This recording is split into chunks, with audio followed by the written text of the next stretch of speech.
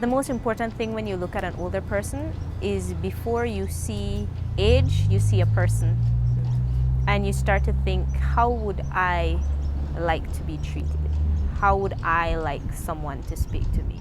Ishelle Pott is the executive director of the National Council on Aging, an organization created in 2003 to advocate for the issues affecting our senior population.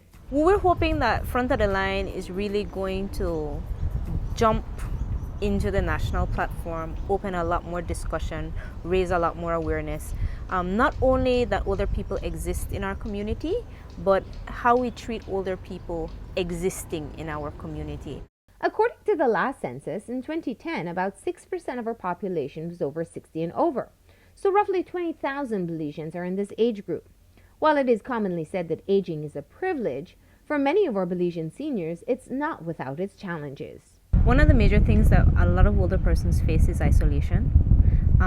As we age, we are looking at not having a fixed place in society, and that's why it's so important to have organizations that run social support programs, day programs for seniors, or have activities that are age inclusive.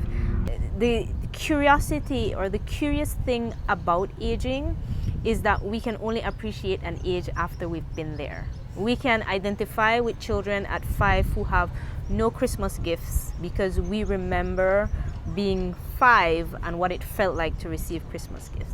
But you can't identify with a 70-year-old eating alone if you've never been 70 years old eating alone. HelpAge and other groups try to fill the void of social interactions for the elderly, but there is room for more age-inclusive events.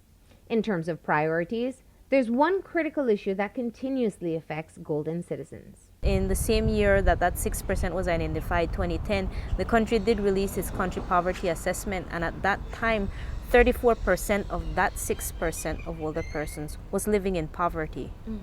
So we're looking at a very vulnerable population that is having a difficult time to meet very real basic human needs. I mean, 20, 30 years ago, parents had children because the children would take care of you. But the way society has shifted, the way things are costing, adult children's ability to meet their parents' financial needs 100% has declined, and so we find older persons in precarious situations themselves financially.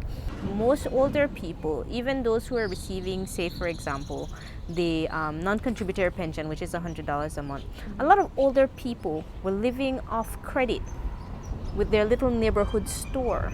So I would get groceries and then I would pay something towards my bill when I get my money. I wouldn't necessarily clear my bill, but I would pay something towards my bill. And then there were other older persons who had strong faith-based organizations, whether they're local church or missionary groups, who would provide for them some kind of stability. Of course, family members. And then, of course, you have older people who still work that we can identify. We see them selling fruits and vegetables. We see them on market days. They're not out there because they want to be. They're out there because they have to be. Meeting expenses is one financial challenge, but protecting assets is another. This is an issue that the NCA hopes will become a more prominent part of the conversation. Banks would tell you, we see older people come in and we think that there are people taking advantage of them, but our tellers don't know what to do. There's nothing in place for us to do, and regulated by bank confidentiality. What can we do? So we're hoping that this campaign will open up those larger discussions that will push us to real legislative change, to regulations. Until then, the NCA continues to educate all age groups about aging and preparing for aging. While I cannot change necessarily the financial status of an older person who is 70 or 80 right now, we can put in place, or we can educate the 25-year-old, the 30-year-old, so that when you hit 70, this is not your reality.